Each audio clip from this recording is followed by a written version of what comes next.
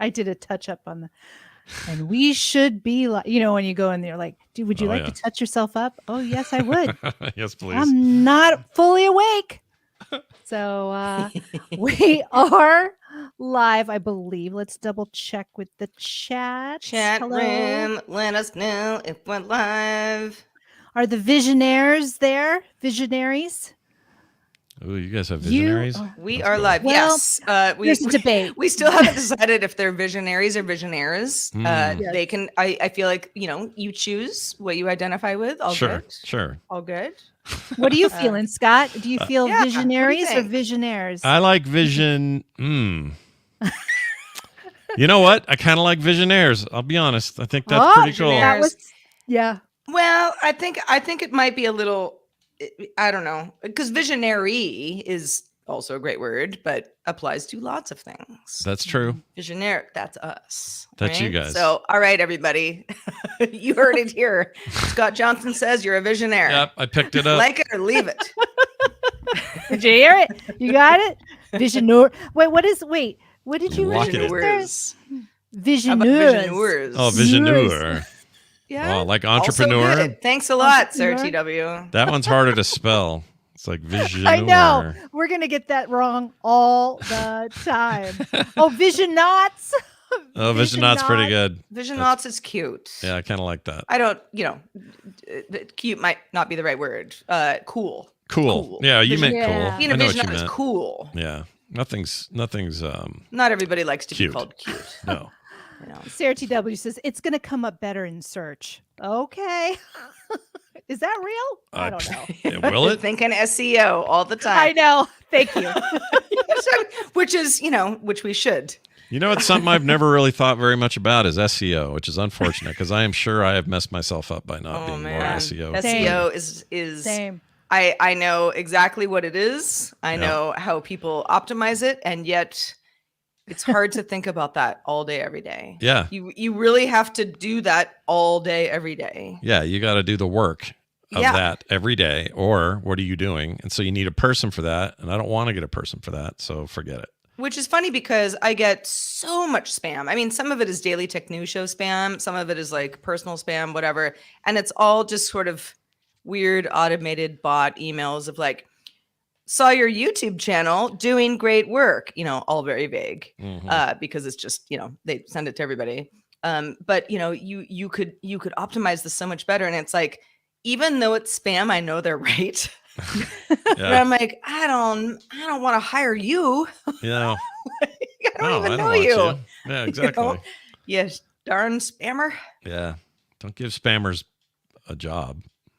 Spammers should. That is, They should have to work for it. I have to assume that so much spam. Well, I mean, some of it is humans, certainly, but so much of it is just bot stuff. Oh, Like, did you get my previous email? I'm like, I don't think that person really just followed up with me after I ignored them the first time. I think this is just, it's all just a script. The one trick I do use is I name my shows a little bit longer than I used to. So for Core, which is very short, CORE, I now in the listing for the RSS it says Core video game show for core gamers. So when somebody sends me an email, I know it's spam when it says, "Hi, Core video game show for core gamers." I'm like, "Oh, you're just scraping my RSS feed like everybody else's. I'm not going to reply to you. Forget it." But if they call me Scott, I know they're serious. So maybe I am good at SEO and I just didn't know it. Yeah, maybe you are. You're using it to your advantage to filter out the noise. Yeah, I hadn't thought of it, but I'm going to go ahead and give myself credit for that today. Yeah. Do it. Do it. I don't do it very often, so today's the day. And it's a Monday too, right? It is a Monday. How often do you do that on a Monday? Give Rare. yourself credit. The word is Club rare. going up on a Monday. Yep. All right, Sarah, I'm ready. If you want to count down, or is Scott, are you feeling good? Everybody feeling good? Yeah, all Ready set. to do Feeling good. this? Feeling good. Great. Feeling fly. Yeah. We haven't had a guest in, Eileen, what's it been, about a month? Oh, It's been a month at least. It's been a month. Yeah. Yeah. All right. So this will be fun. This will be Yeah, fun. I that'd be great. The two of us just yap at each other the rest of the time, Scott. So We talk about know? smoothies, and I try to convince Sarah about astrology. She's like, no. I'm That like, sounds great. Does it matter? Perfect. Well, I'm going to fit right in. This is great. Yeah, Yeah, it'll be great. All right. Yeah. I will count us in 3, 2.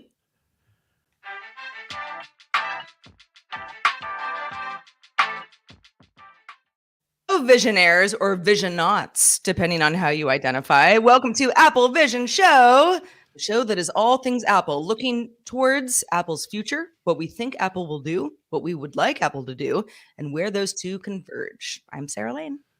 And I'm Eileen Rivera. And today we got a guest. Eileen and I are happy to welcome Scott Johnson, Mr. Frog Pants himself. Woo, thank you for having me. I'm very excited to be on here. You guys know I'm a huge Apple nerd, and I give those people way too much money. So, what better place to vent than a show all about Apple? Join the club. I know it's like, if I'm giving them my money, I might as well do a show about it. May as well. We're so glad to have you, and it's great that you're in the Apple ecosystem. Many folks who might be listening to the show are familiar with lots of things that Scott does. He's got a podcast network of his own, a network that goes well beyond podcasts, but is a regular contributor on Daily Tech News Show as well. So fun to have you here on Apple Vision Show. Well, A little thank bit you. of we're kind of a cash show. We're recording here on Monday afternoon. I got my tea in hand. Eileen, I don't know if you've got your smoothie today or coffee. You got your coffee, all good.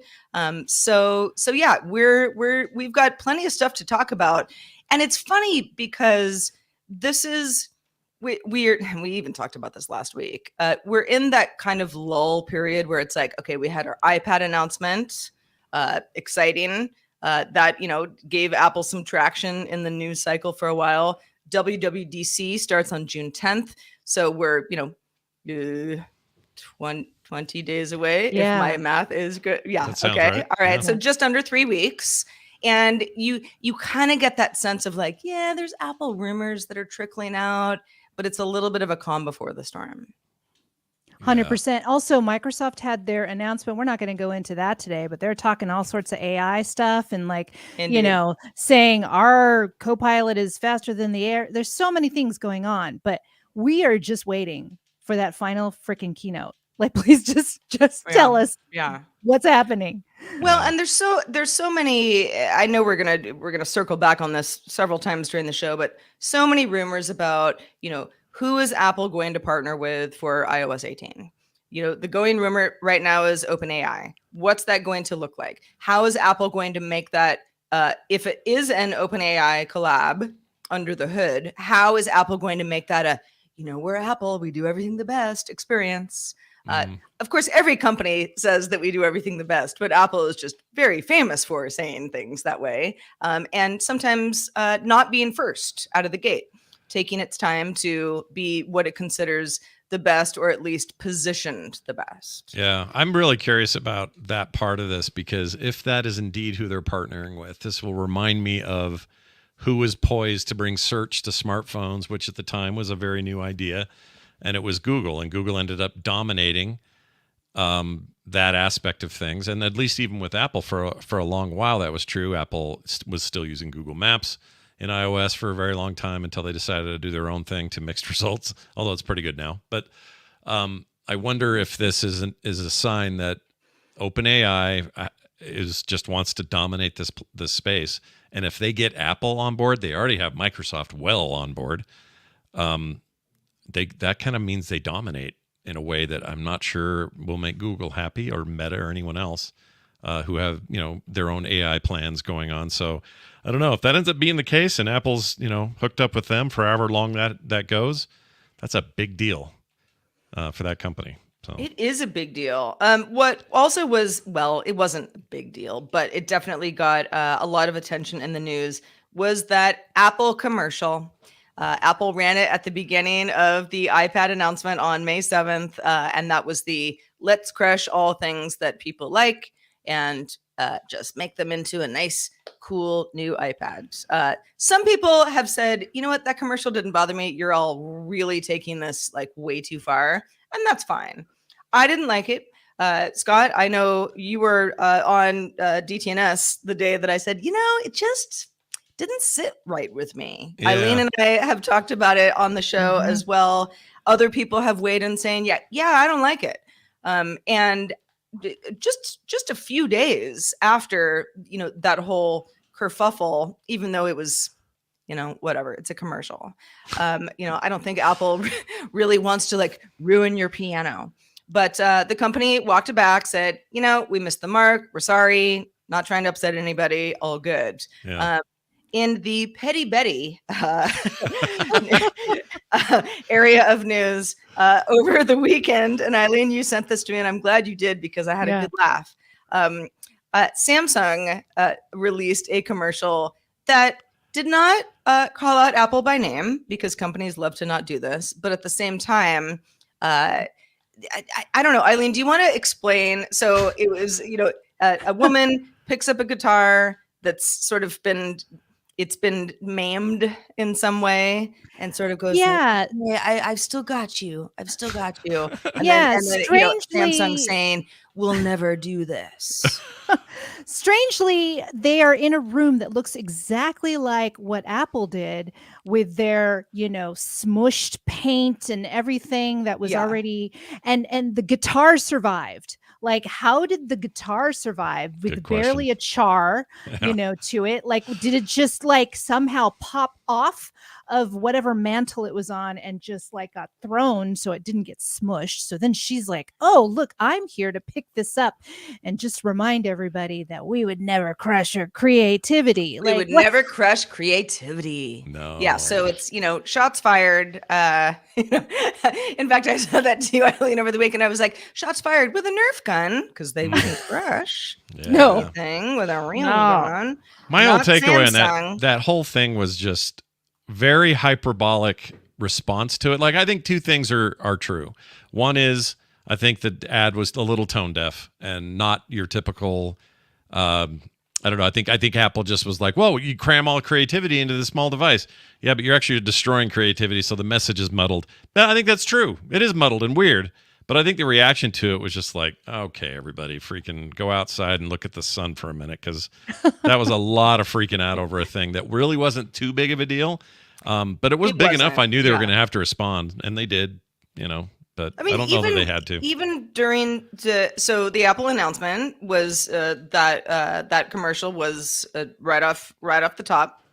And again, anybody who listens to Apple Vision Show, I won't go on and on about this again, but I was like, yeah, that was weird. But I mean, I didn't lose sleep over it. I wasn't boycotting the company, that sort of thing. And even people said, well, Sarah, it was probably AI. They didn't really crush a piano. And I'm like, that's not even why I'm upset about it. It's the principle of it. It's not whether or not you really put a bunch of stuff in a room and crush them or faked crushing them. It's the idea that all this stuff can be killed and crushed. I don't know.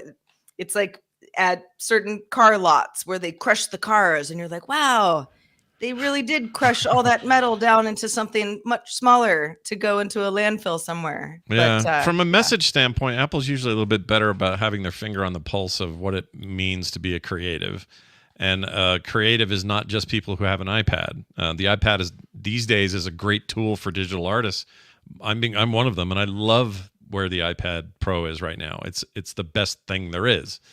And to just be a little tone deaf to, well, this is all there is, or kind of the message being this is all there is, or none of the other stuff matters, when Apple's always been a company where it seemed like that stuff did matter. They cared about music and things that aren't just digitally created all the time. And I don't know, it felt like a priority for Jobs, at least when he was there. And I think Tim Cook to some degree. So this just felt like they thought they were being clever, and in retrospect, they're like, "Oh yeah, I guess we did kind of maybe we went a little too far." And if okay, I'm going to belabor the point, I suppose, even though saying that I wasn't going to. When you watch the commercial, it is artistic. It's cool looking. It's well done. Message received. Sure. It's not as if I'm like, what are they thinking? Yeah, what are they trying to say? It was more of just like message received, and I didn't like it. Yeah. Didn't like it. Well, it got everybody riled up. I don't know. I don't think that was the purpose of the commercial, but boy, we have a little TikTok account, and all of a sudden I had all of these comments that were, either tone deaf or what's your too sensitive. It was a great ad. And then when we, posted about the Samsung ad, well, here they came again. I mean, it clearly touched a nerve between both, let's say, fandom, Samsung and Apple, when Samsung entered the chat, right? So, well, and I think this is a larger conversation about, what does strike a nerve, and when someone's upset about something, they're much more likely to talk about why they're upset about that thing. You know what I mean? It's like you, Scott, saying like, go out and look at the sun. Like, do you hate the sun? Then you might rail on the sun. But if you like the sun, you're like, oh, that was a nice day. I don't really have anything to talk about. Right. It's that I feel somehow, wronged, and I need to talk about it. And then, on TikTok or the internet in general, there's always going to be that person being like, you're too sensitive, you're going overboard. I thought it was the best commercial ever. And then they all fight amongst themselves. Yeah. And the other thing to remember is it's not just people like you, the three of us, making our opinions known. This is now a business to hear something controversial and then immediately turn it into content and immediately turn it into revenue. And I'm not saying that people shouldn't. They should do whatever they want to do. But it's, I think, important to remind ourselves once in a while that that's often the motivation. And that's what riles others up, is they're like, oh, my favorite YouTuber had a meltdown about this commercial. Well, they also have skin in the game. And you just have to always remember that, I think, to keep it. Well, and that YouTuber might just not have the same opinion as you. Yeah. So, as long as we're all like trying to be good citizens out in the world, it's like that is sort of how life works. We're not all the same. Scott, you mentioned new iPads. So where's that iPad Pro of yours? Well, that's a great question. So I ordered that day. I thought I was being real timely when I ordered it. And I ordered, it said if I ordered now, I'd have it in like a week. And I went, oh, that's awesome. Let's hurry up and do this. So I was quick about it. And I ended up speccing it out. Maybe this is what hurt me, is I specced it out to be different than a standard, run-of-the-mill pick. Wanted more storage, wasn't worried about adding certain add-ons, like just kind of doing my own thing.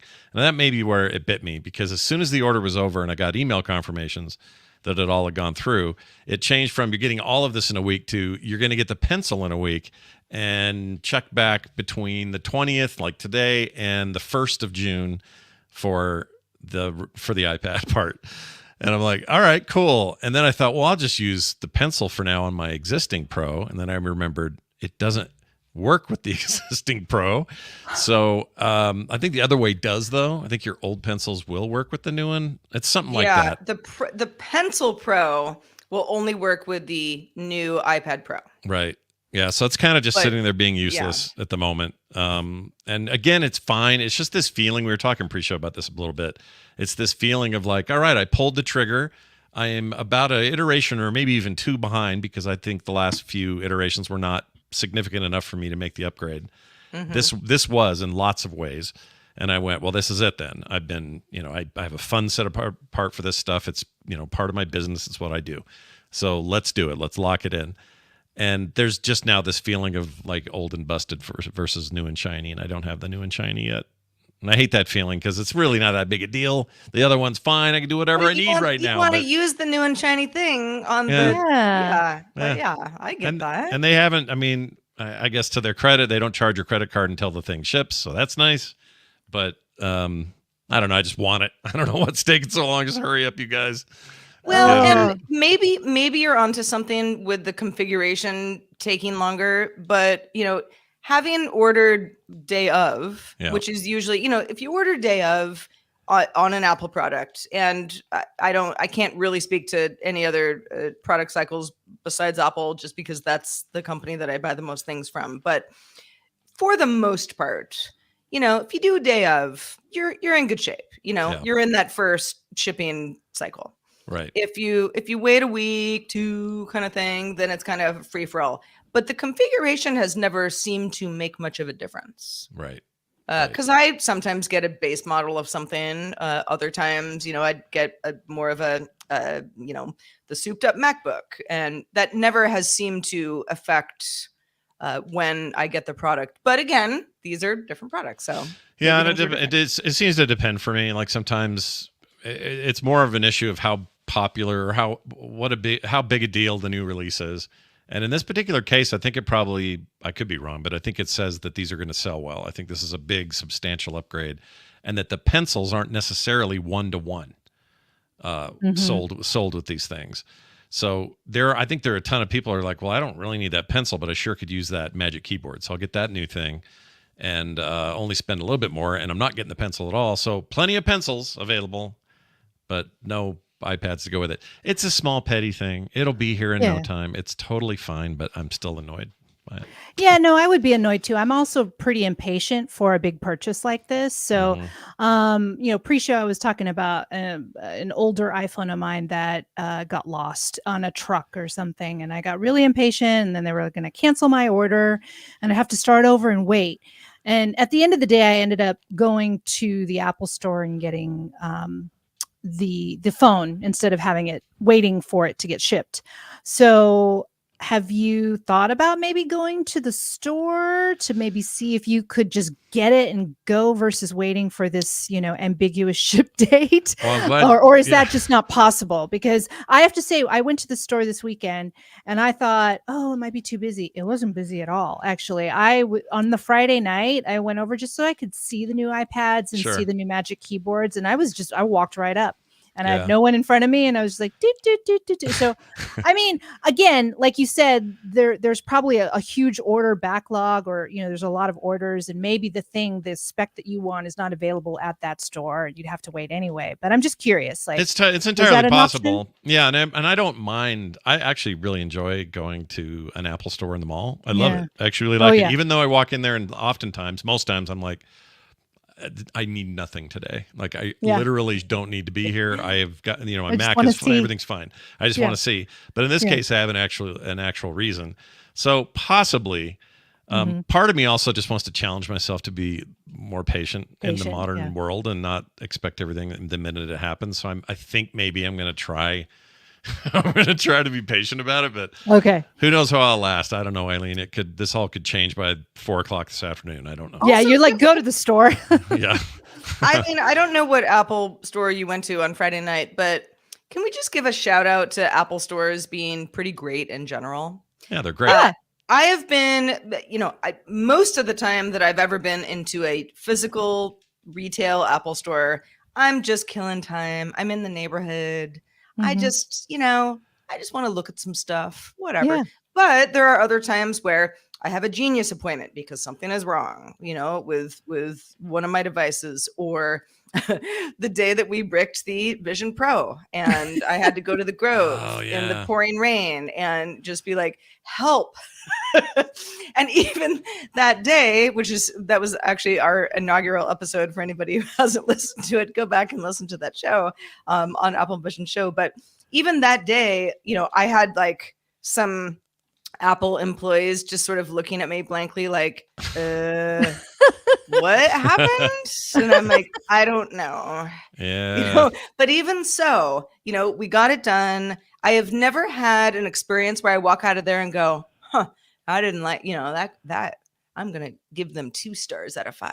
Right. I really do feel like, even when I am inconvenienced in some way, going into an Apple store, people are on point. Mm-hmm.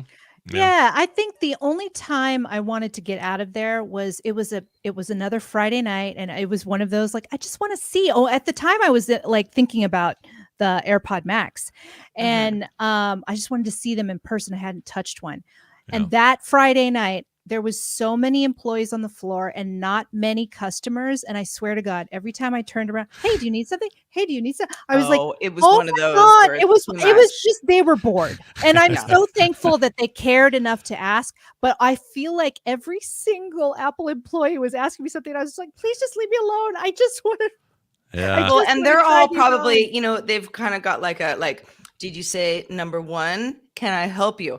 Did you go to number 2? Is there anything you're looking for today? It's like just kind of like retail stuff. Yeah. They were just you know, same wanted thing when to I go help, into a they shoe had store time. and they're like, "Would you like to see?" And I'm like, I'm just looking. Pretend I'm not here. Yeah, pretend you don't even see me. And the chances are I'm more likely in those scenarios to buy something if people leave me alone. Oh, really? Yeah. Oh, if they I leave am you too. alone. Oh, I thought you meant I am if too. they bother you, like you just want to leave, right? I'm like, Yeah. okay, bye. Thank you so much. Yeah. Well, I feel like good work. if you, there are times where I'm like, hey, yes, you can help me, and here's how. Mhm. Or I have a question about this or that. But, and this is not Apple Store specific at all, but just in any retail environment. And maybe it's because I worked in retail when I was in college and I could tell when I was bugging people where Yeah. they're like, no, I'll let you know if I need help. And I'm like, okay.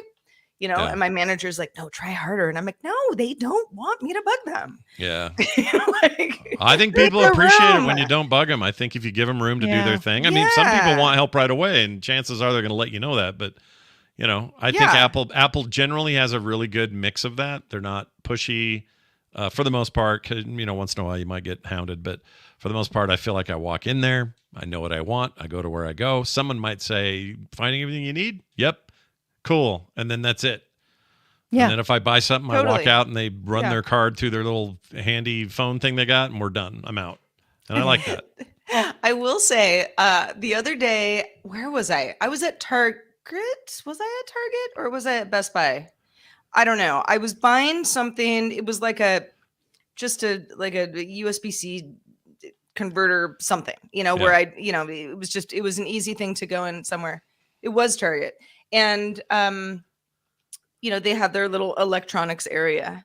And I didn't find what I was looking for, but I like got something else that I needed anyway. So I was like, whatever.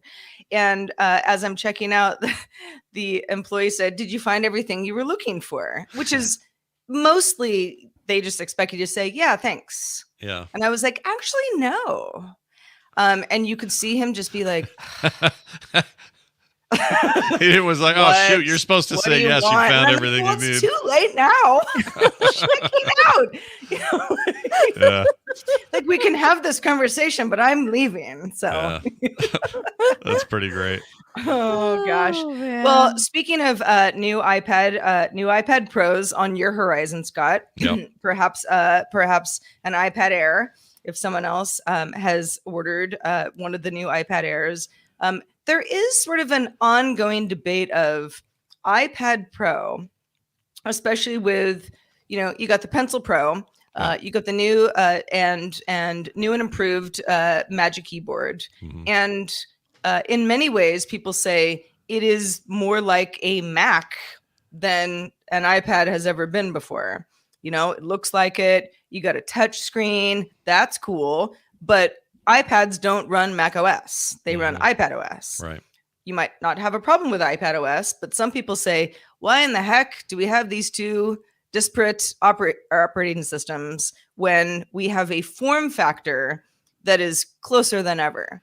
I don't know how much I care about this. I also don't use an iPad on a daily basis as as my primary computer. I do use a MacBook Air every day as a primary computer. So, this doesn't bother me that much. But at the same time, having a Mac that had a touchscreen would be kind of cool. Mm-hmm.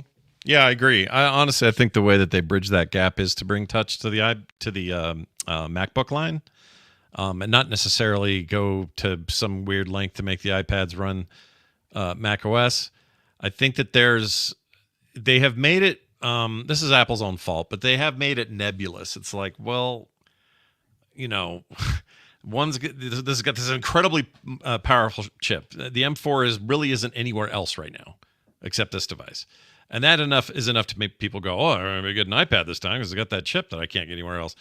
But that stuff will come to everything. They've already, made mention or hints anyway that 2025 is where we'll see it in the Studio and the Pro and, the MacBooks probably before that. iMac maybe even before that. I don't know. iMac seems like the weird stepchild now that I'm not sure what they're doing with. But aside from that, though, I think they have two very distinct use cases, and they're trying to showcase those and say, well, one's got this pencil, so it is doing very different things than your Mac can do. But also here, we'll throw you a bone and have a nice keyboard that attaches to it that essentially makes it a desktop or a laptop computer. And I think that the more they do that sort of stuff, the more it can get a little confusing. So I don't blame people for having this question. Although I feel like they had this question last time this thing was introduced, so this isn't like even a new question. But even for artists like digital artists who say, hey, Scott, which one should I get? You know, like my gut says, well, get the best one because you're going to want to have the best, so get the Pro. But the truth is, if they went and got the what's it called, the Air now, with pencil support for the Pencil 2.0, it is already a more powerful device than the existing Pro I have now. So the truth is, for a lot of just sort of in the middle folks who are just wanting to dabble, there are lots of good options right now for digital artists when it comes to stuff that isn't the Pro anymore. It used to be the Pro was like the only place to go, and otherwise you were just sort of kind of doing a half-aid job there. But that's not true anymore. So I really like that direction.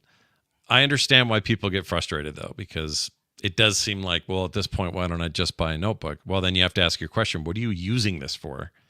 And if you're primarily typing and answering emails and using it like a computer, then I would get a MacBook. 100% I would do that. You know, when the cycle before my MacBook Air that I use now, which is my Road Warrior, right. I had to get a MacBook Pro because I got laid off from a job where like I had to give them my computer back that I was using that was the company's, and I was like, I went home that day and was like, well, I need a computer. Yep. You know, I had like old stuff, but I was like, I need like a, you know, like a good computer. And this was when the MacBook Pros introduced the Touch Bar for the first time. So I was like, great, let's do it. You know, and it'll be mine. And in fact, I'm looking at it over there. I still have it. And people railed against the Touch Bar, like, what is this garbage? I happen to like the Touch Bar. I don't miss it now that I don't have it on my Air, but I thought that was at the time, you know, and again, this is late 2016, sure. October-ish, November. Yep. It was new at the time. And I remember being like, here's how we get touchscreen MacBooks. You know, the Apple's just, you know, helping us, you know, dip a toe into the water type thing. And I don't know, it just, for whatever reason, I know some people like it, and it depends on the application that you're using, because certain applications, for example, I use Logic Pro pretty often, and the Touch Bar on a MacBook for Logic Pro, if you know, kind of have hotkey stuff and a lot of muscle memory about what you're doing, was really helpful to me. But a lot of people are like, well, I don't use that. I mean, what am I going to, you know, I want to like look at Gmail, that kind of thing. Yeah. But at the time, I really did think like, okay, we're going to get to touchscreen Macs. Obviously, Apple wants, you know, the iPad line to be the touch line. You can make it feel pretty close to a laptop, but it's still different. And then Macs are their own thing. I don't know. Eileen, where do you fall on this? I go back and forth, because there are things I use my iPad quite a bit, but there are moments when I still have to go to my laptop to finish a transaction or, you know, turn off a subscription. And I that's always call annoying, it like do the know? real things. Yeah. Like I need give me my laptop. I need to do something real right now. Yeah. And that's annoying, because I thought that I could just sit on the couch with my iPad and be able to do all of the quote unquote normal things just fine. But there's still some weird quirks. It's funny. WSS Goddess says, let's see, commented, the iPad does not need Mac OS. What it does need is an iPad OS rewrite. There are way too many weird quirks. This is the quirks I'm talking about the software that are left over from when iPads used to run on iOS. And this is W. Scott. I mean, this is a sentiment that is echoed by a lot of folks. Yeah. Yeah. You know, I would say the same. Yeah. Yeah. Like, okay, maybe the iPad doesn't run Mac OS the way that a Mac would. maybe that's too hard for Apple to do. I mean, I'm sure Apple's been, working on it. For whatever reason, the company has decided not yet. Although, talk to us again on June 10th. Yeah. But yeah, iPad OS does seem to, even though it has been broken out into its own thing for some time now, it still feels like there are lots of remnants from it just running iOS apps that a lot of people say, I mean, glorified iPhone app kind of thing. Yeah, no, and that's always been a complaint about the device, and they have, clearly there've been efforts made in recent iterations to separate them, but I still think that's kind of a problem. Here's another way of looking at it, though. Let's flip it on its end and say, what is the killer app driving me to one platform or another? And in my case, when it comes to all the digital art I do, that is driven by an application called Procreate. And Procreate is the ultimate artist tool on that device, bar none. Nobody's come close, including Photoshop. Nothing Adobe does or anyone else does has come even close to the market share they have for Procreate and artists. As a result, it is literally the only place you can get Procreate. There's no desktop version. There's no Windows or Mac version. No other tablet version, no Android version. It is 100% a iPad OS app, and it's the only place you can get it.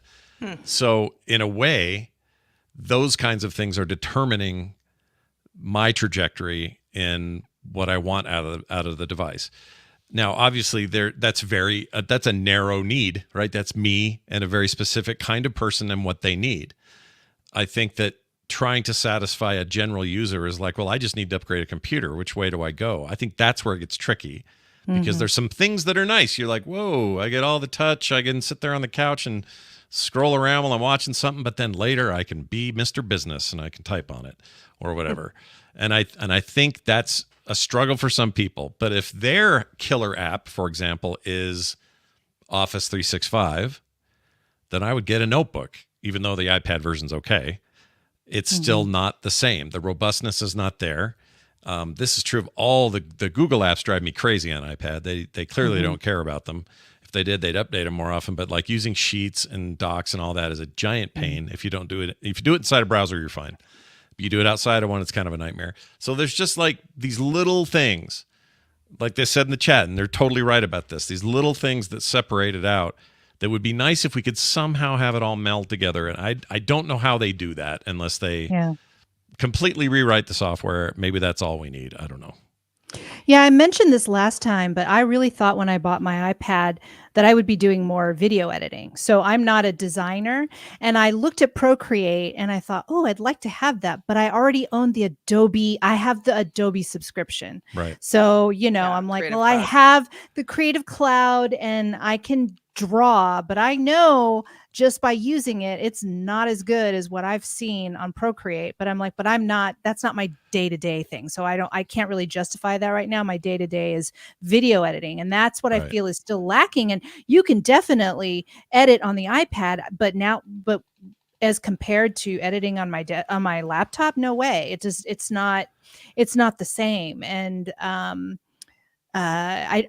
to your point earlier, how do we meld that? How do we make it better? And it's everybody's own use case and preference, really. I just prefer to have my timeline laid out on a screen that I can see much better and use my mouse versus trying to edit with my pencil and my finger on the iPad, right? Like I just don't. Sure. I don't like that for the longer form. For short form, it's a little bit different.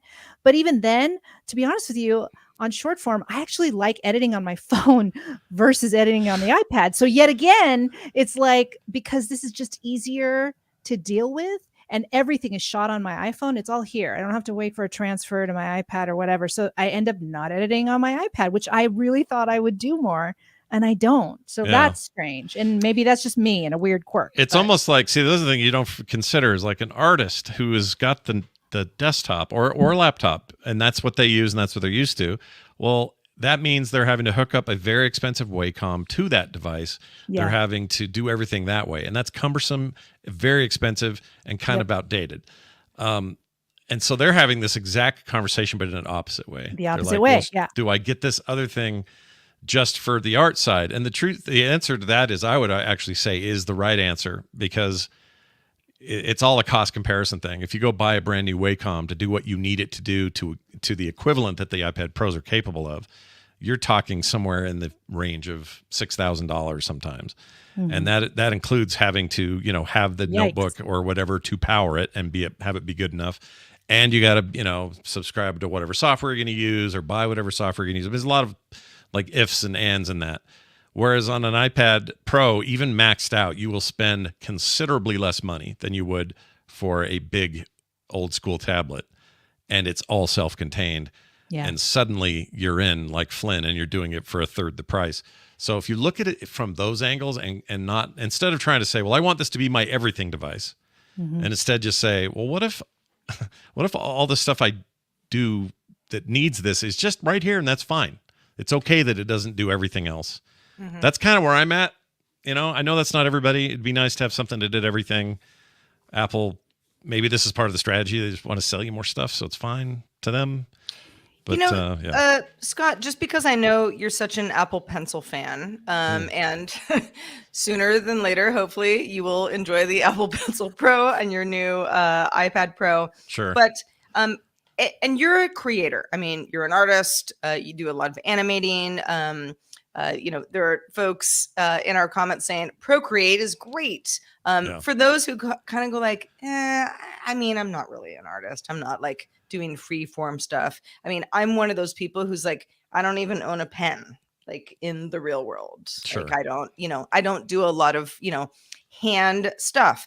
Do you use the pencil on your iPad just clicking around rather than your finger? Sometimes, yeah. Although not as much as you might think. Like it's almost exclusively art stuff. And there's other apps like I use. I forgot the name of it. Nomad. Is it Nomad? Nomad Sculpt, I think is what's called. It's a 3D object creator thing, and you can do some really rad stuff on there. And the pencil's very well implemented there.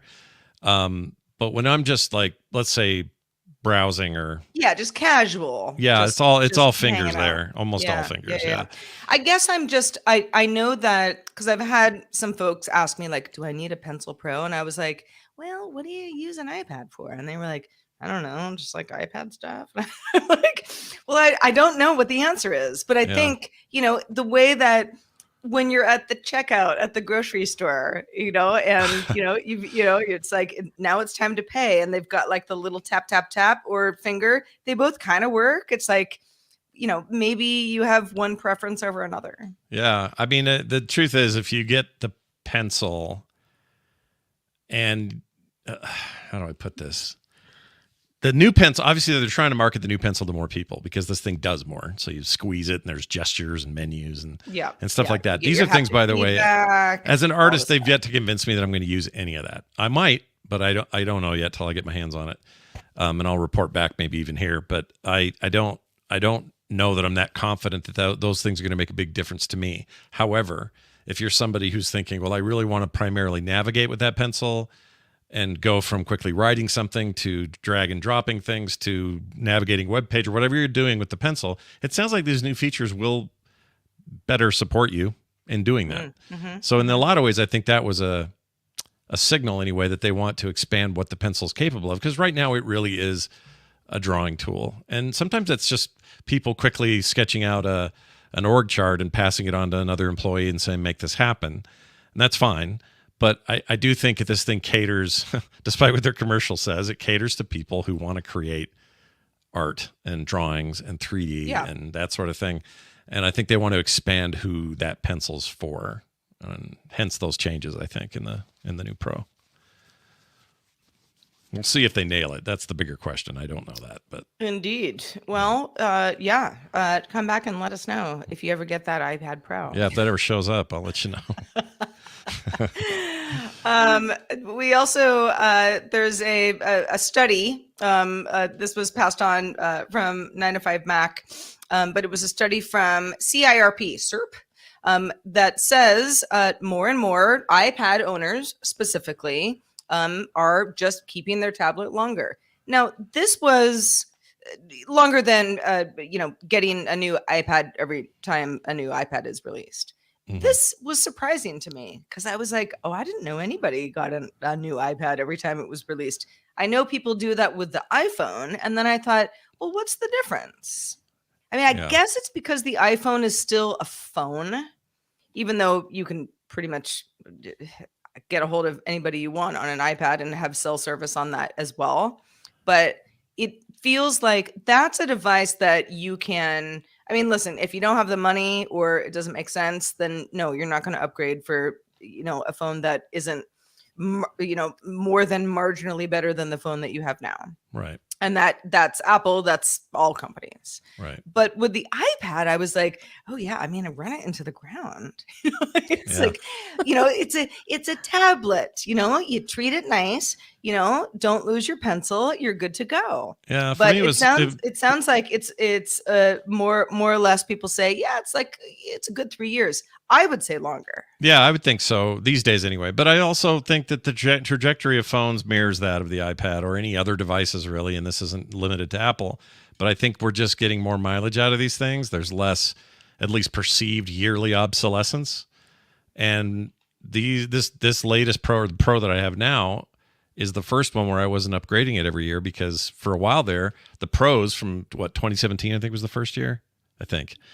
Every year was a big leap in performance, way better chip, right. Screen improved, got thinner, like all the things we look for were happening kind of like early iPhone releases. It was like every year a big reason why you would want to upgrade.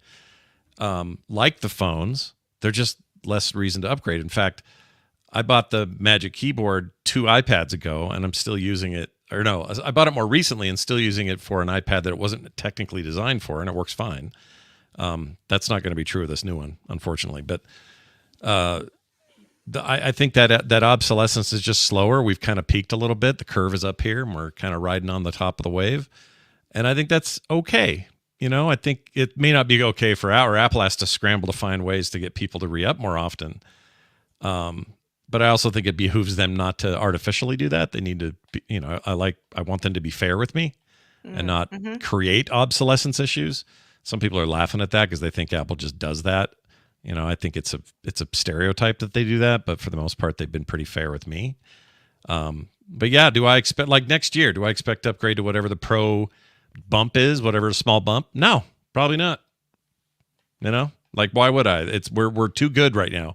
This M4 is going to last a whole lot longer than a year, so I suspect 3 years. 3 years, God willing. Yeah. I would hope so, right? Imagine 10 months later, Scott's like, well, didn't last a year. Yeah. I felt like this kind of was a problem before, but usually it's because, the phone's the new camera. You wouldn't believe it. It's like going to Hollywood in your car or whatever. And it was like a big deal to upgrade that stuff. But I don't know. We've crested some. Yeah. And that's where we're at. AI is the new place where we keep having to update every 5 seconds. That's the new... It is. Like it or not, that's the new place where we do that, right?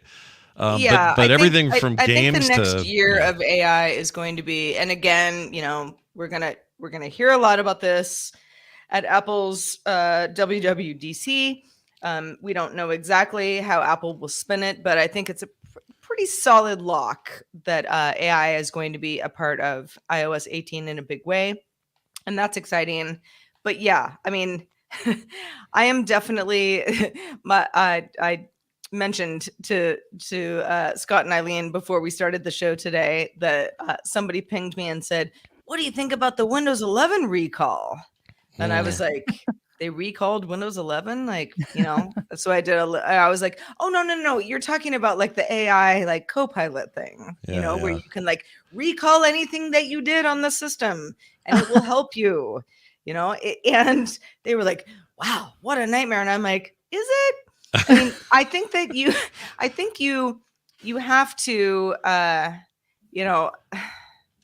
whole AI thing is if you want to opt out of all the stuff, which maybe I will, I don't know where I fall on this yet, but if you want to, then okay, fine. Yeah. I hope they give us that option. Apple's good at that. They're pretty... I do too. At the same time, I feel like it's going to, that kind of chasm between oh, here's how the techie people do things, and here's how the old school people do things. We might start having a conversation about that. People being like, I don't want you looking at my my DMs, my screen time, all that stuff, right? And other people saying, no, it's just helping me be a more productive person, and not have to like go through my own receipts as much. Right. Kind of reminds me of like the first days of Gmail, where Gmail was touted as like, you never have to delete an email. Yeah. Just archive it. Yeah. I remember and that. And then just like pull it up later, search for it. It's in there.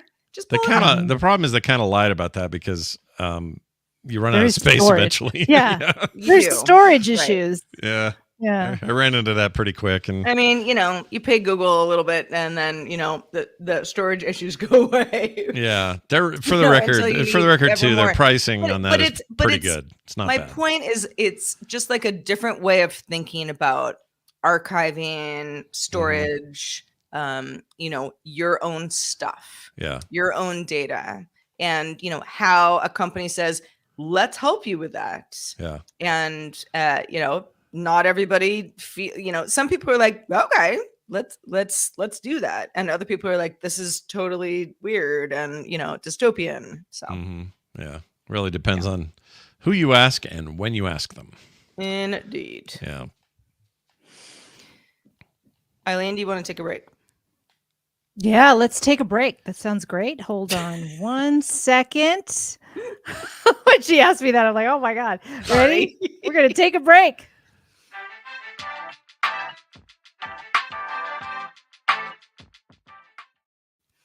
I was really just like, we're moving on to next story. I hope everyone enjoyed their break. Did you have a nice nap? I know. Get a little soda or something. I don't know. Did you get a soda? Oh, get a little soda. I hope you got a soda. Yeah. Some of you might consider it pop, depending on where you live. That's true. You know what? This is so not Apple related, but just because we're talking about soda, the company Liquid Death basically just sells you water in a can. Yeah. But they call it Liquid Death. I was at the grocery store last night, and it was like Liquid Death with lime, and I was like, sold. Yeah, you're in.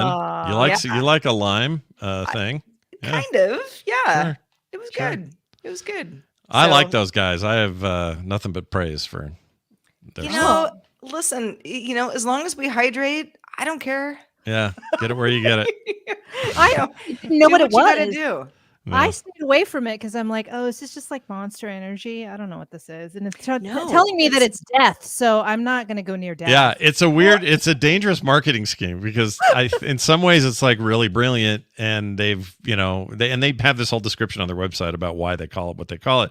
But if you're not paying attention and you just grab that thing at the store, you're like, well, this just looks like a White Claw or freaking something else that's bad for me. Or something that's like bad for me. Right. Yeah. Like Liquid Death. I shouldn't drink that. No. Oh yeah. See, I'm that person. I'm like, well, pass, moving on. Yeah. and you're like, oh, lime, delicious. Oh, should I think about it? But that's because I already knew that it was just essentially water. Yeah. It's water. They're pretty great. Even the flavored stuff is just basically water. And, it's flavored like it's like a LaCroix. It's Oh, it's like that. Oh. Yeah. Well, the original Liquid Death is literally water. It's water. Yeah, that's what they started with. It's Liquid Death. It was all it is canned water. They've apparently expanded. Yeah, and they want to. Their whole thing is they want to eliminate waste in drink products. So the way they do it is everything's in a highly recyclable aluminum can, no bottles of any kind, that sort of thing. So they've got pretty good eco-friendly plan and all that. I like their vibe. I like everything about them. I just think it's hard marketing when you've established yourself as and you got this skull on the front. It's like, look at this. So last night I go to the grocery store. I get a couple things. Go to a friend's house. I got the Liquid Death lime, in my hand because I like popped it in the car on the way, and they were like, "What is that? Is that alcoholic?" And I was like, "No, I hope not." Oh my God. No, it's water. And they were like, "Oh, yeah, I've seen that around. I thought it was like Oh, cool. Yeah, it's exactly like I'm like, well, I'm not going to bother learning about it. I'm not going to buy death. So anyway, but thank you for letting me know. Now I know. I've been educated now at this show. Well, someone offers you a someone offers you show gives you exactly. If someone offers you a liquid death, you'll know what the intentions are. It'll all be you'll know. Oh, you'll know. Yeah. Some cool accessibility stuff coming to both iPad OS and iOS. And we talked about this on Daily Tech News Show last week. And Scott, I think you were on the show the day that we talked about this. Yeah, I think so. One of the really cool features that is definitely for it's an accessibility feature, but it's also something that can be used by anybody, is the idea that you can turn on eye tracking. For example, let's say I've got an iPad in front of me and my eyes are sort of meandering around. No, I want that app top left, and I linger on that app and it knows to open up that app because of my eyes. And the idea with this, in theory anyway, according to Apple, is that over time, depending on how you use your device, how you use this feature, and the patterns that you're giving the device over time, it can be all that more smart about knowing, like, yeah, she wants to open messages right now because like her eyes are lingering. That is amazing. It's love cool. This. Yeah, I like accessibility stuff in general, but you're seeing it happen more and more, and it's coming from bigger companies who have a broader impact when they make these changes. A few years ago, Microsoft introduced their accessibility controller for gamers who have various disabilities, and this thing looked absolutely crazy when they first debuted it, but it was highly regarded. People really like it. And it was the start of something very cool in gaming. You've seen much more since then. Sony's got one. Nintendo's got some accessibility stuff they weren't doing prior to this. So for me, I don't have anything that any of this is going to really help. But I absolutely love that it all exists, because there's no reason why they shouldn't want to. And also, why wouldn't you want your products in more hands that perhaps couldn't have held them before? Like, this is great. Everyone should do that. Every company that makes a thing for you should be doing stuff like this, in my opinion. We talk about this a lot, Scott, when Apple enters the chat, like, what have they improved on this technology, which we know has been in other, OSs, other companies. Like, I know when I first used it or tried to use it for Android a few years ago, it wasn't that smooth, so I stopped trying. Right. I'm sure it's much better now, but so please don't hate me for saying that about Android, but like early on, it was like, oh, shouldn't it just work? So that's why I'm thinking, oh, well, Apple's now introducing it. It's probably going to work really well. And now that we've seen it sort of used a little bit, through the Vision Pro, they're getting, that sort of practice and that practicability, out of it already. So I feel like the use case will probably be a lot more of a smoother process than in the past. And technology has gotten better too. Like, let's be fair, Yeah. And I don't think there are a lot of people out there who have, for example, my sister and my wife get very car sick. If they read in a car, it's a nightmare. You just don't even want to be anywhere near them, within 100 miles of them, because they're just the worst when they're not feeling good in a car. And I feel bad for them, because I can read in a car, no problem. It's not an issue for me. I can read all day in a car, moving at whatever speed it wants to move. Some of this is, for example, I can't remember where this exact thing was, but basically it's going to make it easier for you to read. And I think, Sarah, last week you talked about that specifically in the show. Yeah. That's a huge thing for a whole bunch of people that you don't necessarily think, they're not the ones you think of when you go, oh, they need accessibility features. But why not? They get sick easy. Give them a way to read without, having the problem. So I like it. I like that a lot. Indeed. Yeah. I mean, all of this, first of all, if you are vision impaired, hearing impaired, mobility impaired, these tools that are offered to somebody who truly needs them, it's just like, I mean, how can you not just applaud any company that does this? Yeah. And I feel like a lot of companies are in the position now to be like, oh yeah, we can serve this whole segment of society that we just weren't serving before. You know, they get more money, people buy their products, everybody wins. Yeah. But it also keeps up that reputation that they try so hard to have, which is, you know, we're the company of, whether it's security or this or anything else. If you're going to tout that and talk about how awesome you are, yeah, like do awesome things. And so, you know, I think, I think it's good that they're doing this stuff. And, you know, having worked in, you know, tech as long as we all have, there are, you know, every so often, you know, I'll meet somebody or somebody will write to me or whatever and explain like, here's how I use technology and here's how I have to use it differently than you might think. Yeah. And I go, wow, okay. You know, first of all, good on you. And also good reminder to me that, you know, we're all different. And, you know, if you can't hear a beautiful song, but you can get some haptic feedback from Apple Music while listening to a song, well, yeah, I mean, it's not the same, of course not, but that's valuable. Mm-hmm. And, you know, that's important. Yep. I think so too. And the bigger they are, the more they should do this. They have the resources. It's good PR. Like, it's kind of a triple win across the board. Why wouldn't you do this? Exactly. Yeah. Just don't take so long next time. Make this stuff sooner. Yeah, make it a priority, right? Yeah. It should be a priority to have more access to everybody. I agree. All right, Scott. So now that we've brought you here, let's talk.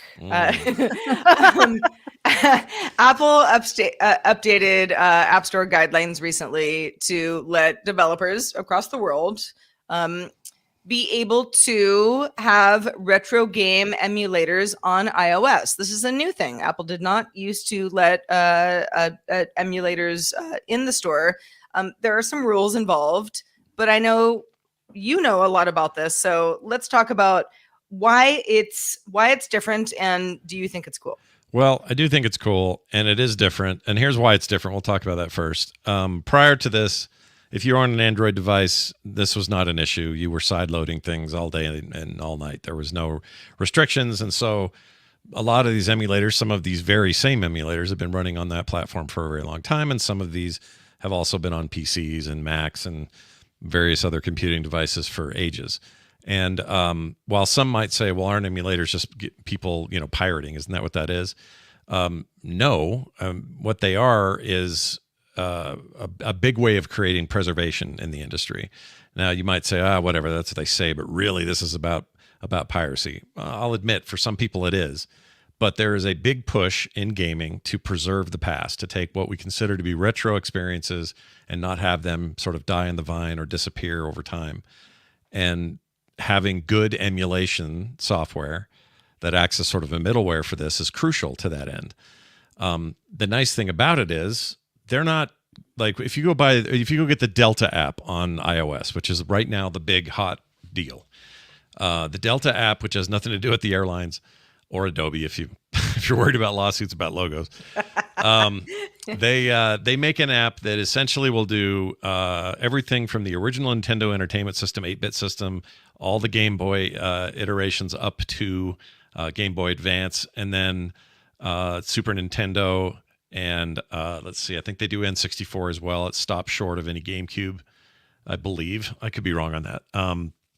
Anyway, any of those ROMs that you may have, either in your own collection or otherwise, will run in that device, but they don't give you any of them. It's just an empty app that you download, and then it's up to you whether you have the ROMs or not. Yeah, that's it. So it's not like you go there and there's a catalog of 50 games that come with it. It comes with nothing. These are also all free. There's a PSP one that's very popular at the moment, and I think it's in the top 10 downloads right now, called PPSS or something. It's like talking to a cat. That stupid name. I hate it. But it really is like pss, pss, pss, pss. But that works for the Sony PlayStation Portable, which is now, you know, many years old and is considered a retro gaming era. And I will say that folks like Nintendo, Sony, others do not like this. They think that this is bad. They'd like to control all this within their own little gardens. The problem is they don't offer their own games in easily accessible ways these days. And I, for example, have 3 or 4 of my old PSP games that I'm more than happy to drop those ROMs off those discs and put into this emulator and play it on my phone, and I have every right to. So it's just finally people being able to do that. Will people use it to pirate? Absolutely, they will, because these ROMs are kind of everywhere. Sure. And you could be, you could go find 1,000 games tomorrow and be playing them the next day on these devices. But I think Apple opening it up is a significant move in regard to game preservation, but also it means that the platform itself will be, people will be less hesitant to look at the platform and go, oh, well, it's so self-contained and so in the garden and you can't go anywhere outside of it. This is at least a doorway opening a little bit to more. And maybe the EU will sue them even further into having to change the rules, and then we'll benefit from that again. We'll get USB-C. We got USB-C that way. Maybe we'll get other things that way. So I don't really have a problem with it, but it's an interesting development, because prior to this, it was just like a huge no-no. And for those that ask the question, like, well, what's to stop Nintendo and their crazy litigious lawyers from going after Apple in this case? Apple's safe because Apple is not technically allowing illegal ROMs to be on these devices.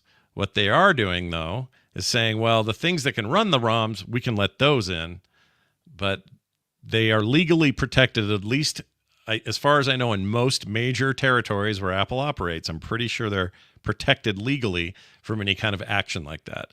However, if you as an individual went and scoured the web for a bunch of ROMs and then put them on there and played them for free, in theory, Nintendo could come after you and come after you hard, and they're not afraid to. Nintendo is a very litigious company. So there's a lot of issues around that. There's a lot of moral questions about it. But in the end, I think this is good for preservation. It's good for active development. And it's actually, in the long term, good for gaming in general. And that includes these companies that don't like it. I think it's good for them that their stuff that they've already made their billions on, by the way. So these are games that came out in, like, let's say 1992. That's so old. Out of like Super Mario Brothers 2. Yeah. Like is Nintendo really that mad at me for like running an emulator? I mean, it's true. I probably bought it back in the day, so they got my money. Bought it. Right? So I just want to use it on my phone. You're absolutely right. Like there's a lot of feelings like that. Plus, it's so old that they're not going to make any money off an obscure SNES game, a Super NES game that came out 35, 40 years ago. But they're also leaving a huge amount of money on the table. And this is just the thing I'll say. This is not an Apple thing specifically, but Nintendo, as an example, they have one of the greatest back catalogs in the history of the medium, of any medium, film or otherwise. And they just sit on it like it's in a vault, most of it. And they'll piecemeal some of it out. And you say, well, Switch has an online service that has a bunch of retro games. They do. But they don't let you choose what you're going to play. They give you what they want you to play. And it's only a certain selection. And it's just not the same. If they were really serious about wanting to curb piracy of old games, the first thing they would do is make a service that I could pay for and have it be reasonable and have access to their back catalog that way. Everyone I know would sign up for that. It would be huge. It's like making music easier to get on iTunes and fixing the music industry at least a little bit back then. I know there's other issues now, but Spotify and other stuff. But my point is, like, there are ways to monetize that content and limit its piracy at the same time. And I don't know why they don't do it. Yeah, today before, the show, I downloaded Delta, and then I was looking at all the Nintendo games specifically that, I could potentially play on my phone now. And one of them was Animal Crossing. And then which I love, I'm an Animal Crossing person from early days, GameCube. And I thought, oh yeah, if I wanted to play that game, I have to go get my where is that? Does it even, can I power it up? Yeah. But it would be so much more convenient if I could just play it on my phone, because I use this every day instead of, does that thing, do I even still have it? Does it work? Do I even have the power connector to work with my old Game Boy? I don't know.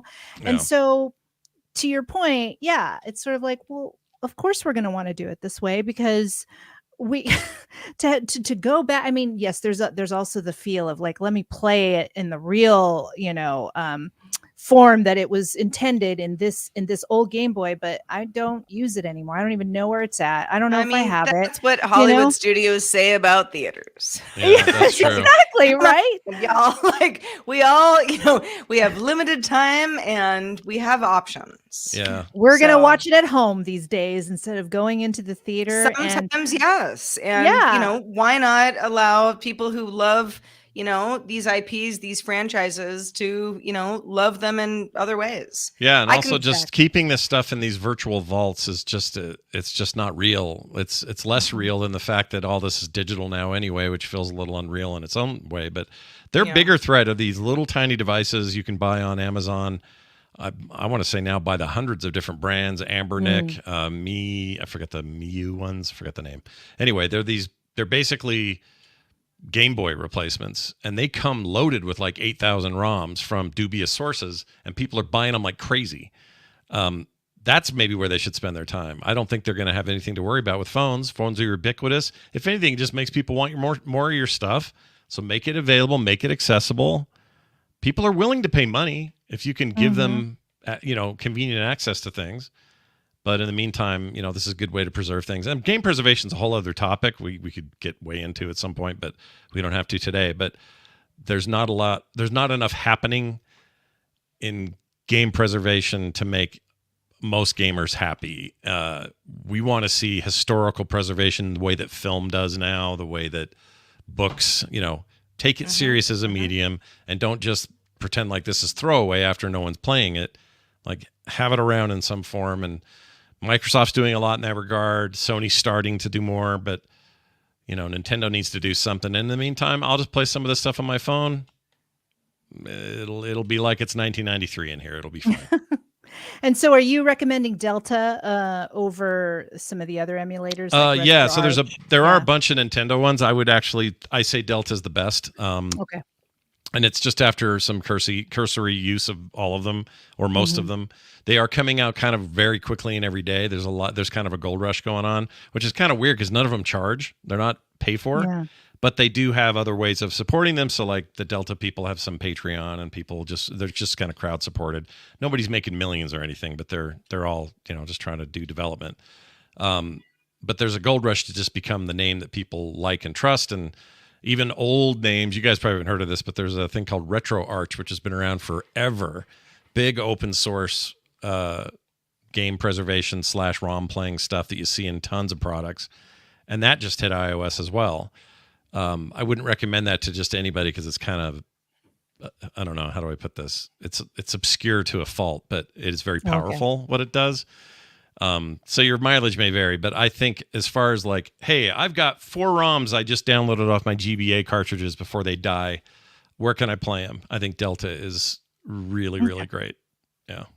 And it works, by the way, with Backbones, those Kishi things from, I forget who makes those, Razer. Anyway, the devices that let you hook controller stuff to the sides of your phone. Oh, yeah. Those work excellent with this thing. Kishi. Also, even like Bluetooth PlayStation or an Xbox controller, they work great as well. So you're not stuck just using screen controls, which can be a problem with some games. So there's that. Hopefully that made sense to no, it did. Folks out there. Yeah. It did. That's why you're here, Scott. Yeah. Because you're a smart cookie. If Sarah and I talk, we were like, should we talk about this? We're like, let's invite Scott because sure. Let's invite the person that really knows. No, I get it. There's like a lot of talk about it, and it's best to, I don't know, like anything you do on here, if you get somebody in who's dealing with it directly, you're going to get hopefully better information. But yeah, if you're out there and you're listening, you're just like, hey, what if I just want to play this old Pokemon game that I still have? It's a great way to do it. Now it's on your phone. Okay. Your phone is very capable, it turns out. This thing can emulate anything. I'm pretty sure you're going to start seeing PS2, GameCube, 360, PS3 games will start showing up there. Well, and then you have the conversation about how big the screen should be for comfort and Eileen and I go back and forth on this all the time. So yeah. I mean, your mileage may vary. That's true. I guess that's sort of the takeaway. Scott Johnson, such a pleasure. We you're I would say friend of the show. You're friend of all of us. Sure. Virtual hug. Let folks know where they can keep up with, where you talk about things like iOS emulators and everything else. Sure. So I have a show specifically called Core that I mentioned earlier that we do on Thursdays. And it's a Thursday night show that I do with a couple of friends. And its entire goal is to talk about issues like that, what's going on in the industry, big, small, everything in between, even right down to the little weird games we're playing ourselves. And it's a ton of fun. We have a great time on there. If you want to laugh a little, learn something, great place to do that. So you can find that and all the other Frog Pants slate of shows at frogpants.com. And that's also a place where you can find a lot of the art that I do on iPad Pros. Anyway, however you say the iPad Pros. I don't know. Potato. Attorneys General. Attorneys General. Never made any sense to me. That's right. It's all very weird. But yeah, if you want to see a lot of the results of that or kind of get an idea of what is capable, what that thing is capable of, lots of examples there. So anyway, go check it out today. That's frogpants.com. And thanks for having me on. It's always fun hanging out with you guys. Well, it was our pleasure as guests go. I mean, I definitely cream of the crop. Cream of the crop, Scott Johnson. Eileen, any parting words? Do we want to talk about anything that's been happening on our socials? But from since last week to now. No, I think we kind of already did. Yeah, we talked about it a lot. I mean, I could go over the many comments. Thank you for the comments. Thank you if anybody has subscribed through our socials. I will continue to spur the conversation with some spicy topics somehow. I don't know. I'll come up with something. So you'll find us. we'll be posting a few more things, and hopefully, you join us here live on The Real Show. Not just on our socials. If you want to go old school, because email, we still have it. Feedback at applevisionshow.com is where to send us an email. It's not really old school, but just one of the many ways that you can keep in touch with us. But yeah, Eileen is pretty good at social. I don't want to blow up your spot too much, Eileen, but you're just so good at that. You really are. So if y'all haven't checked out our Apple Vision Show accounts on Instagram and TikTok, she's just so good at it. So yeah, I mean, it's kind of fun, people would literally be sitting there eating soup, being like, "What do you want from me?"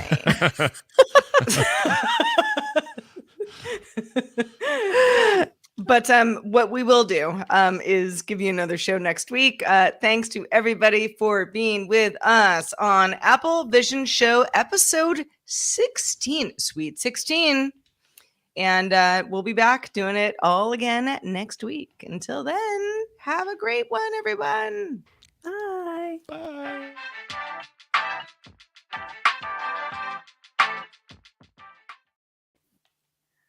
And there it is. Oh, nice.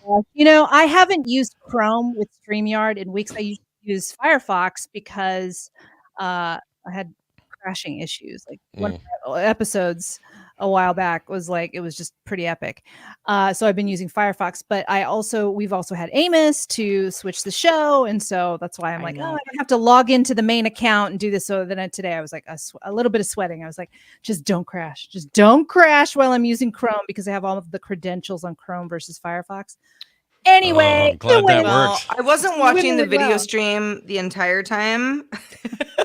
Ooh, fireworks. I know, I turned it on. But good on you, for doing double duty today. Yeah, that's fun. I noticed, so I only use Chrome for one thing now, and it's StreamYard. Anytime I need StreamYard, I use Chrome. It's the only thing I use it for. It's the only it's the only what thing do you normally use? Firefox? I use Firefox for everything else. Oh, you do? Yeah. Maybe I should switch to Firefox. See, I don't know. So when I got my MacBook Air, which would have been in the end of 2019, I think, 2020, whenever, the M1. Oh, 2021? 2020, something like that. I think 2020, I think. That whole time's a blur. Who even knows? It really is. Yeah, 2020, it was. I just was like, you know what? Why not just start from scratch? No more Chrome. Firefox only. I mean, Chrome as a backup, Safari as a backup, whatever. Sure. But, Firefox. And I love Firefox. The only reason that I went back to Chrome was because at the time we were still doing like Google Meet stuff and it was being weird. Yeah. For some live things. But I love Firefox. Yeah. I'm a big fan. Yeah, I'm also a fan. I feel like Firefox, for whatever reason, just always does what I need. I just never run into any problems. With the one exception of StreamYard just runs better on Chrome, and I don't know why. But it's fine. And that's true of all Chromium browsers I've tried StreamYard even that, with. it's like sometimes. It's more of a StreamYard thing than it is probably a browser thing. There's but a StreamYard thing. Yeah. In general, yes. Back when I was doing websites for this company I worked for, if you didn't develop for Chrome first, you were, that's what you did. And if you had other browsers to support, it was secondary. It was more important that you nailed the Chrome thing first. I'm guessing that's still true, because it's dominant. So it's kind of like people used to IE first when IE was the big thing. Oh, yeah. And no one liked IE, but that was everywhere. So that's who you develop for. And I think Chrome's in the same position these days. Yep. Hey, Sarah. So, oops, that's not what I meant to show. Yeah, I forgot. Yeah, it is Memorial Day, but we have done a show on a holiday before. So I don't know. Maybe the two of us will talk about this. I do remember we do it on President's Day, and we were like, wow, like there's no news. It's like, nothing on not President's that Day? There was no news, and it was also, we had a conversation I'm like, we don't have to do a show, and you were like, I'm around, and I'm like, I know. We're out too. I know. We were like, well, we could we could chat just anyway. do that. That is a very good question. Thank you had for not pointing thought that about out. that. Yeah, let's Take into circle back. consideration. Yeah, but yeah, I did forget too. I was like, oh, it is, and it's not that like I can't, I'm not traveling or anything. I'm around. It's just more of like, oh, right. To me, it's like going to be super slow, right? When super slow and just, When Memorial is Day? Memorial We could do? We could have it's like next Monday. Next Monday, okay. We could Week have from like today. ribs and hamburgers while we, do the man. show. That sounds awesome. That's exactly. I'm like, I'm not going anywhere. Me neither. I know. Like, I want to eat like hamburgers. Yeah.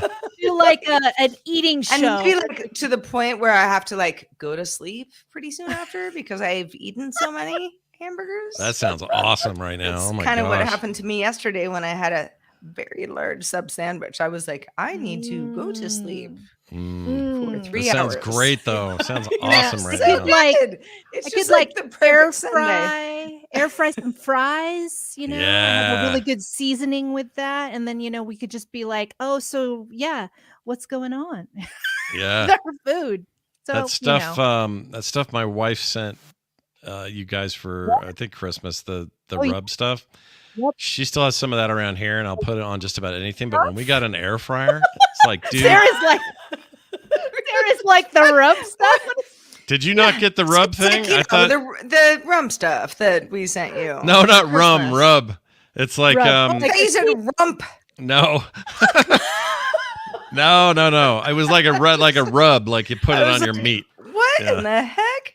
Yeah, it was really good. Did you I get sent my you rub? some too, but it may not have gotten there because you were moving so much. It may not have ever gotten Oh, I didn't. to. Yeah, probably did because I think it was literally you were moving or something, and I was lame about making sure I have everyone's new address and all that because there were a few that came Well, back. But my mother probably got your rump.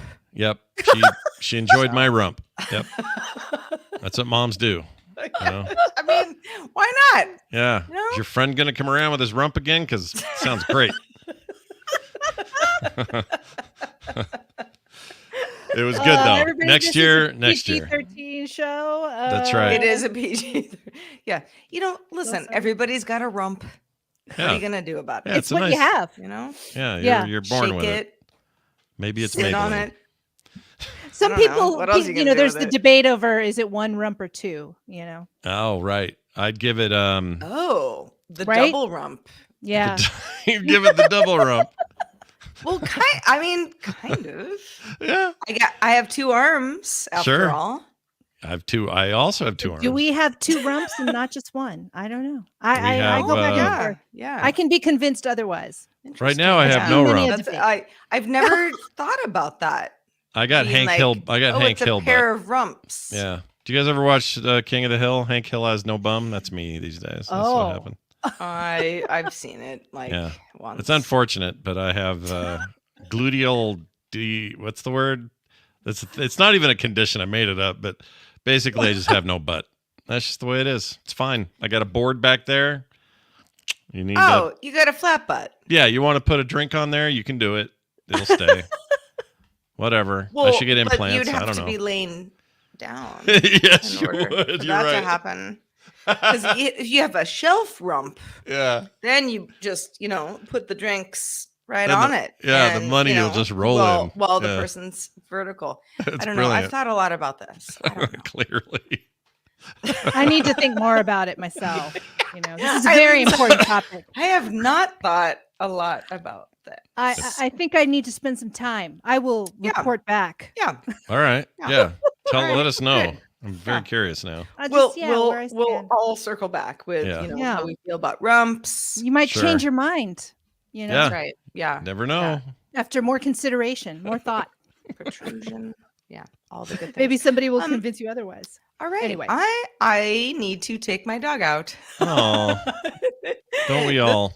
This was so fun. Scott, thanks again. So Oh, it was total fun, blast. so I'm fun. glad you guys had me on, and we'll do it again soon. Maybe after, maybe even just to pop in with an update on that iPad once Oh, I get cranking with it. please. That Yes, would be please do. great. Yeah. Yeah, let me that know would about the be. pencil. I was tinkering with the pencil, and I don't. I mean, it's cool, to like press and then you see everything come up, but I don't know for me personally how that will help me, but it feels like it might help you. Yeah, it's move definitely things faster. Yeah, definitely. I think it's going to help me, but to what degree is a real question.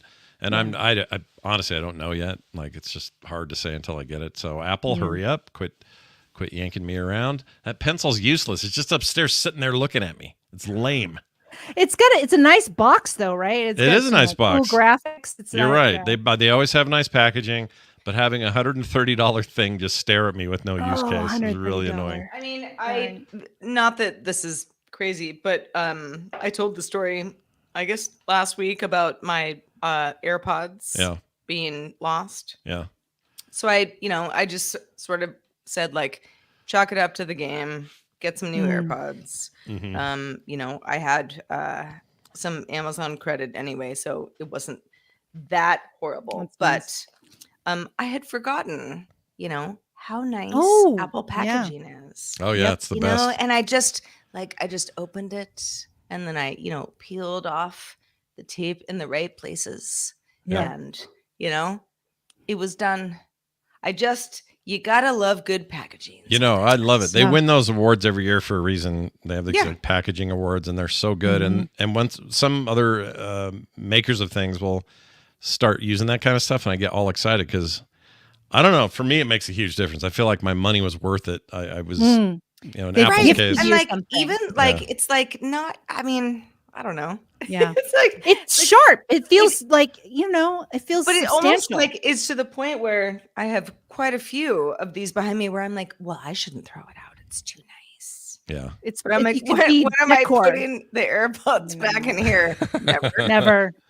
Beautiful box. Yeah. So I'm I gonna keep all mine too, and lately I've been thinking about recycling and getting just junk out. Stuff, But when I yeah. pull out the box, any Apple thing that I think about letting go of, I'm like, oh, I know. I have Maybe a hard time not. getting rid of the boxes because if I ever sell it, I want it to be as in good a condition as possible. And I know. No. they're drives my just wife pretty. crazy. She's like, get rid of that box. You're never going to use it. And my Apple stuff never breaks. So that isn't a thing.